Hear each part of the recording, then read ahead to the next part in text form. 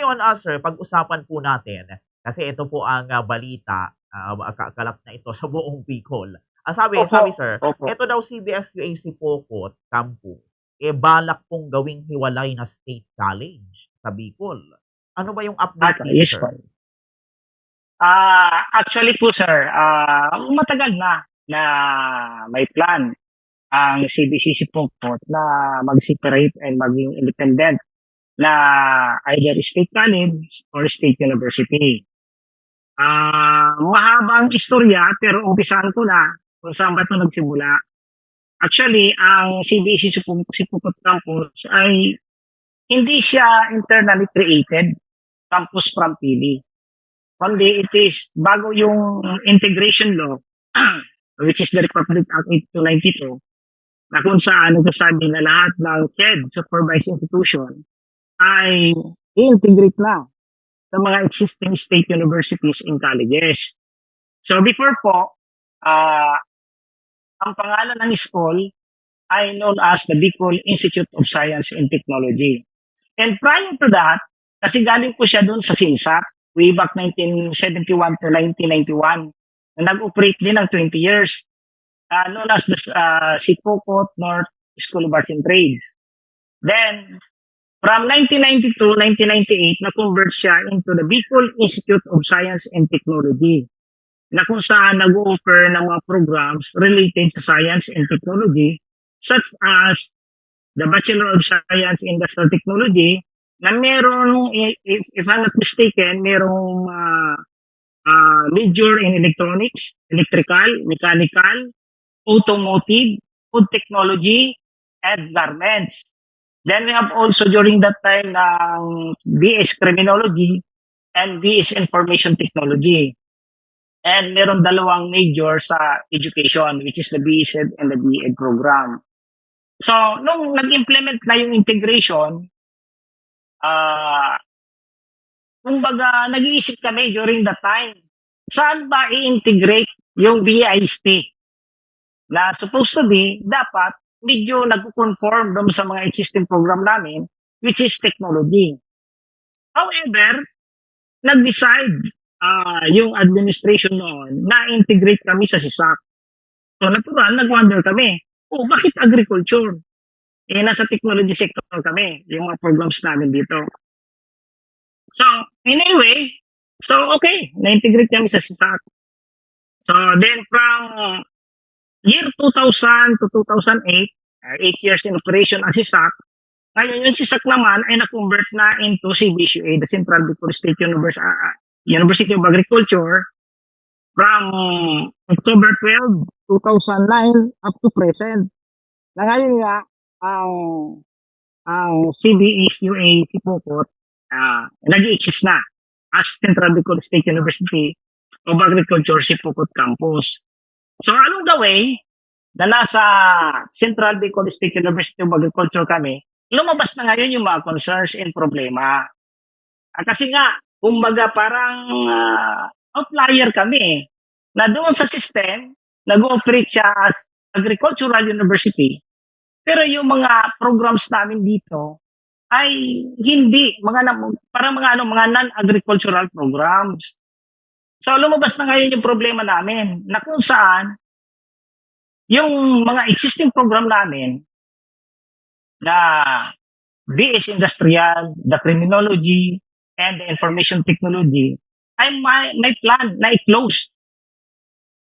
So natural, pag i-close ba naman yung bread and butter mo? Kasi during that time, ako po ay part ng instructor sa College of Industrial Technology under the program of BS Industrial Technology, major in electronics. So nasa major subject po ako.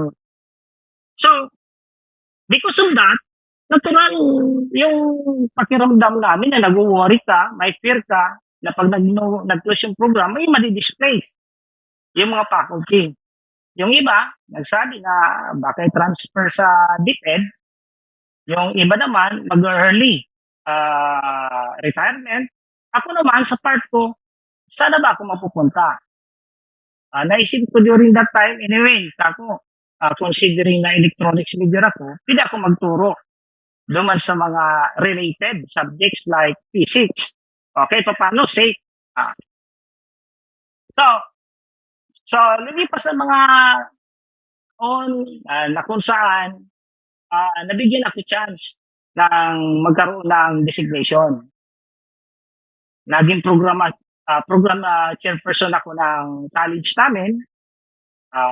That was around 2019, nung time na naupo ang aming incumbent president na si Dr. Alberto Lapire. Then, habang program chair ako, nagkaroon ngayon ng ARQUAT visit ang CHED. I-evaluate yung program namin. So after the evaluation, ang daming recommendation, so meaning to say, kinakailangan magkaroon ng curriculum revision. Doon na-revise namin yung curriculum namin kasi ang daming discrepancies. Base doon sa existing na CMO number 20, yung General Education course. Ano po. Then, after the preparation for the documentation, present namin yun sa Academic Council. Alam mo ba, Sir Claire, yung nangyari doon? Habang pinipresent ko yun, meron lang isang nag-stood up. Then nagsabi, sir, why bother of revising the curriculum of BC Industrial Technology? Well, in fact, wala naman sa mandate yan. Pinapaklose na nga eh. Doon, again, bumalik na naman yan. Yung nararamdaman namin na para bang meron kaming mental and emotional turmoil. Yung pakiramdam. O sabi ko sa sarili ko, siguro ang pinakamalaking remedyo nito is to separate the TBC Pukot Campus. Kasi para kami nagiging barrier doon sa direction ng university, which is the Center for Agricultural Research. Kami yung campus na halos ang mga program non-agricultural. Sa madaling sabi, wala naman ako sa posisyon na para mag-initiate ng separation. Until such time, noong 2023, nabigyan ako ng chance na maging campus administrator. Ito na ngayon. Alam nga naman, pag-upo ko, yung agad ang aking ipopropose to separate. So natural, may mga plans din ako bilang campus administrator para sa development and improvement ng campus na to. Sa infra, sa personal development and everything. So hinayos ko muna yun. Then nag-aantay ako ng sign. Kailan ba? Na dapat na mag-propose na for the separation. Until such time, 2 years ago, 2024, noong time na maglalapse na yung development plan ng university, so magkakrap na kami ng strategic planning. Doon sa pagkrap ng strategic planning, yung consultant namin, nagtanong, ano ba talaga ang direksyon nyo? Kasi, kung wala ang sipukot, may direksyon kayo. Kasi ang direksyon ng university, may mandate siya to offer agricultural-related and other applied sciences. Ang problema, outliers nga yung Pukot Campus kasi naiiba yung mga programs namin. We have the BS Industrial Technology, we have the Information Technology, we have the Criminology, and this time around, meron kami bagong programa. Engineering. BS Engineering, major in Electrical, Electronics, and Mechanical. Then, pwera dyan, meron pa kami bagong program, which is the Bachelor of Engineering Technology, major in Electrical, Electronics, Mechanical, and Automotive. Ngayon, yung mga programs na yan, during accreditation, laging pinupuna ng mga accreditor. Sir, ang mandate nyo is agriculture. Bakit nag-exist yung mga program na to? So, para pilitin may align siya dun sa mandate ng university, alam mo ba na lahat ng programs na to ay mayroong 1 taon na agriculture subject? Information Technology, mayroong agriculture. Criminology, mayroong agriculture. BS Industrial Technology, mayroong agriculture. Even yung engineering, electrical, electronics, mechanical engineering, mayroong agricultural subject. So, sabi ko, buti na lang very considerate din ang CHED kahit papaano. Pero hanggang saan yung consideration? Kasi during the COPC, evaluation ng industrial, nagtatanong na rin, "Sir, bakit may agriculture kayo?" Sabi ko, "Ma'am, mandate po ng school." So, yun na, nangyari. Meron na ngayon, strategic planning, way back 2024. Nahihirapan kami mag-craft ng vision kasi nga, barrier nga yung mga program sa Sipoko. Oh, na kung saan yung existing na vision noon ay to become kung hindi ako nagkakamali, Center of Agricultural Research with Global Standard. Wala yung technology. Parang every time na nami-mention yun, nagkakaroon kami ng self-pity. Asan ba yung mga programa natin dito at hindi na nami-mention? So, yun na, nabigyan ako ng pagkakataon na maging campus administrator. Sabi ko sarili ko, nako, mag-lapse na ngayon yung term ni President. Siguro is about time na i-work on na namin yung separation. Kasi baka yung mga susunod na maging presidente ay lumabas na naman yung concern namin na ipapasara na naman yung mga programs dito sa Sipokot kasi hindi siya mandate. So madaling sabi na nag-ask ako for an appointment with our congressman. By the way, for the information of everybody, ang CBCAC Pukot Campus po ay nasa 1st District under the representation of our very own Congressman Hori Horibata. Okay. Napagbigyan naman kami. Napagbigyan kami. For a short dialogue, conversation, that was last Monday. Okay. Pumunta kami doon. So since alam naman niya yung purpose namin, pagpasok namin doon sa pintuan niya, ang bungad kagad sa amin hindi pa kami halos nakakaupo lahat. Magsiseparate pala kayo. Pero baka naman ipangalan niyo sa akin, Hori University. Ayaw ko niyan. Hindi ako kagaya ng ibang politician na nakapangalan doon sa yung mga project niya sa kanya. Sabi ko, sir, meron naman kaming pinagpipilian. Actually, pig-present ko sa iyo yung pangalan. Kasi initial pala yung preliminary. Initial step namin para magkaroon sana ng consultative meeting with congressman, makapag-advise and everything, kung ano yung mga gagawin namin. Natural pag magpapasa ka baga ng proposal pertaining to the separation, kinakailangan mo ng endorsement. Sa madaling sabi, nag-propose ako ng pangalan, sabi ko, sir, baka pipili yung Bicol Northwestern State College. Bakit naman Bicol North? Kasi nasa north part siya ng Camarines-Sur, northern part ng Camarines-Sur. Parang ang haba, sabi ni Kong, ang haba, ang hirap naman i-memorize yan. Nagsuggest ulit ako, baka pipili ka ko. May deliberation pa kami doon sa pangalan. Bicol State College. Okay. Bakit college? Hindi ba pwedeng university? Pero okay, gusto ko yung pangalan na yun kasi kung university kayo, di BSU. Bicol State University, madali lang. So, ayun, napag-usapan namin. So, sige, gusto ko to. I will support. Kunti, ilang minuto lang yun eh. Then, ipe-prepare ko yung team ko. Hingin namin yung documents. Doon na kami mag-start, supposed to be. Ang susunod na hakbang namin is to conduct a feasibility study. Papasok na ngayon yung mga consultation, employee, student, parent, public consultation, LGU, and yung mga nearby municipality. So, doon po yan kung bakit nagkaroon ng ganitong klase ng move, ng plan to separate from the Central Bicol State University of Agriculture. Alright. Eto, Sir Roel, maisingit ko lang na katanungan. Opo. Kumusta po yung reaksyon ng mga faculty, ng mga student, ng mga stakeholders dyan po sa CBS-UAC Pukot sa ugnay ng panukala pong ito? Gaano sila ka-supportive dito, Sir Roel?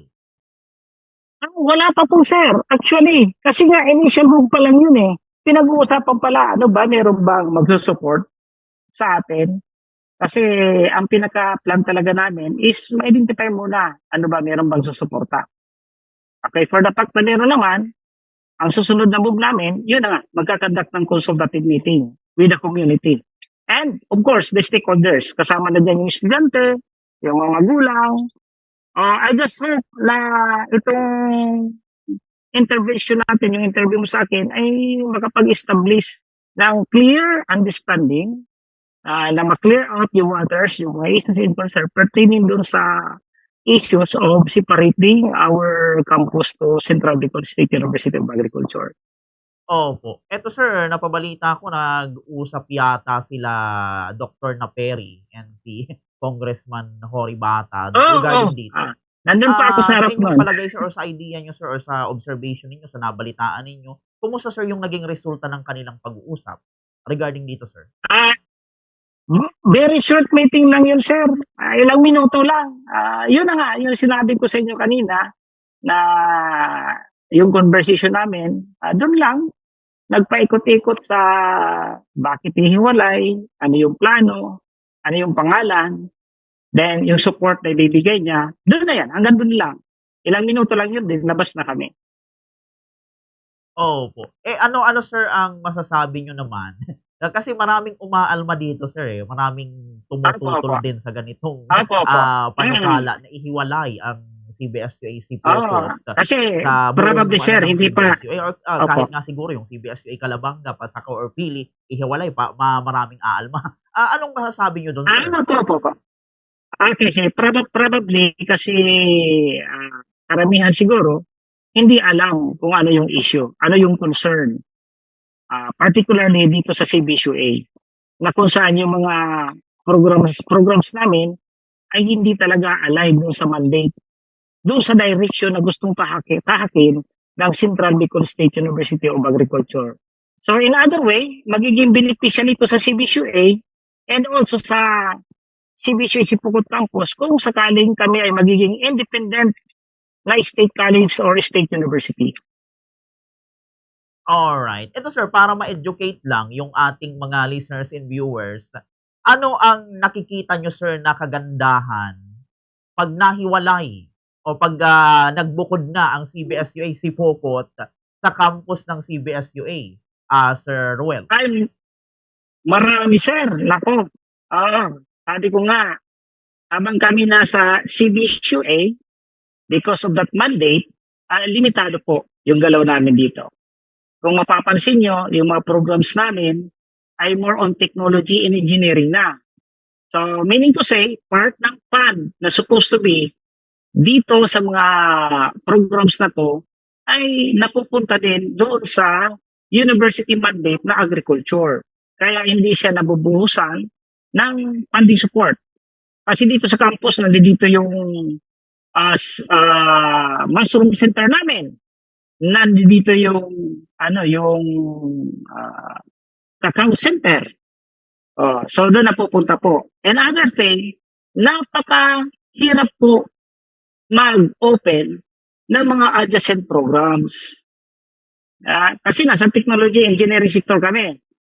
Na in the future, gusto rin namin mag-offer pa ng more programs dito sa Sipukot na magsaswak doon sa need ng first district and nearby municipality. Kagaya nito, meron kaming plano na mag-offer ng civil engineering and architecture to be submitted to CHED and to be offered by next year. And pa nag-separate kami and ready na rin yung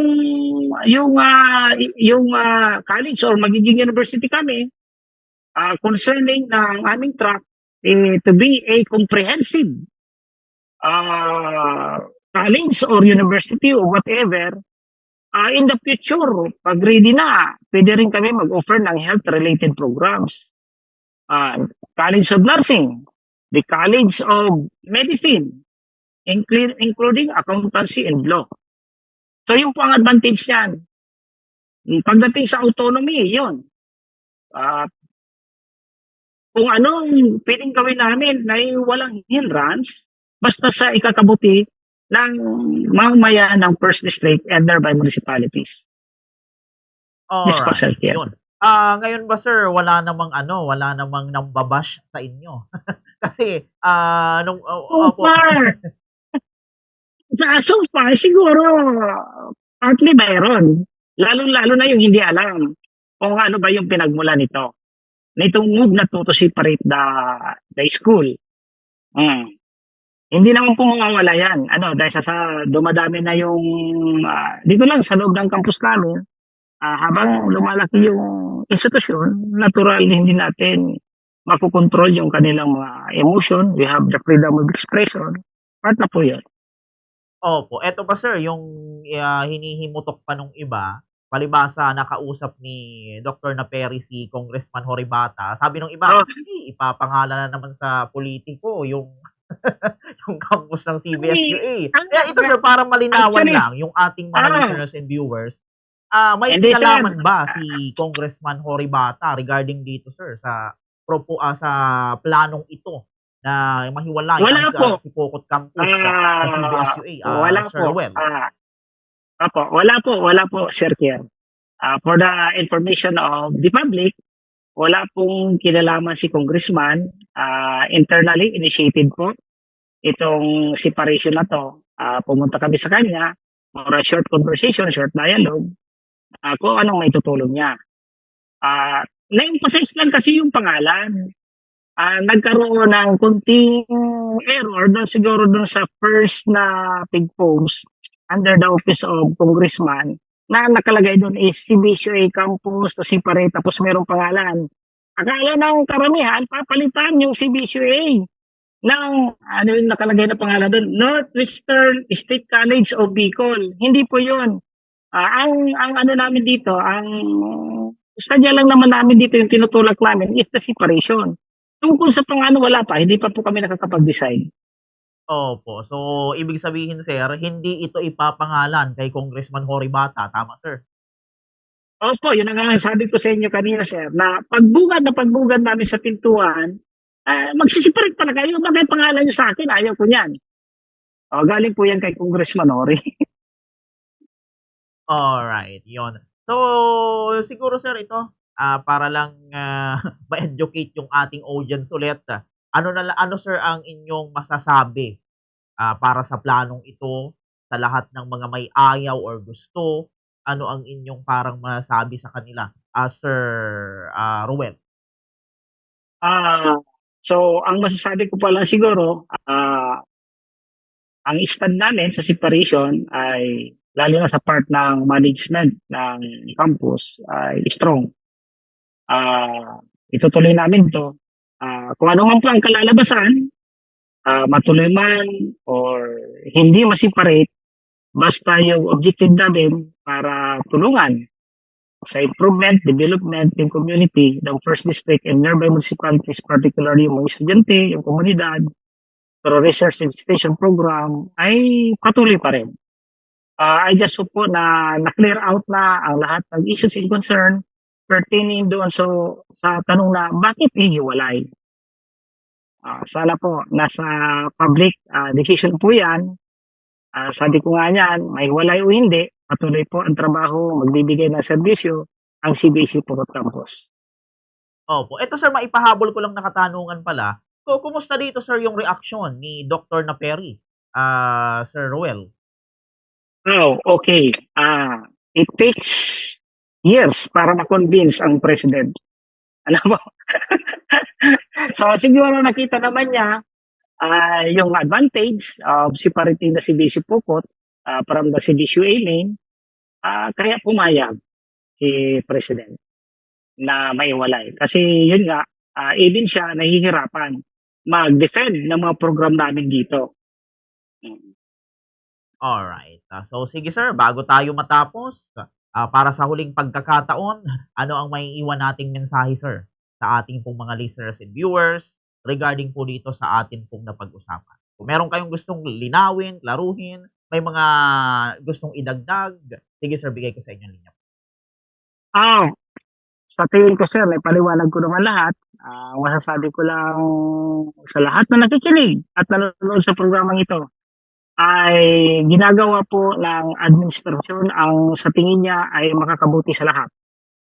lalong-lalo na ito pong pagsisiparate ng campus natin from Central Bicol State University of Agriculture para makapag-move on tayo sa kung ano man ang gusto nating abutin in the future at mapagsilbihan po ang unang distrito at saka yung mga kalapit na munisipalidad na hanggang sa abot ng ating kakayanin. Yung po, Sir Pierre, thank you.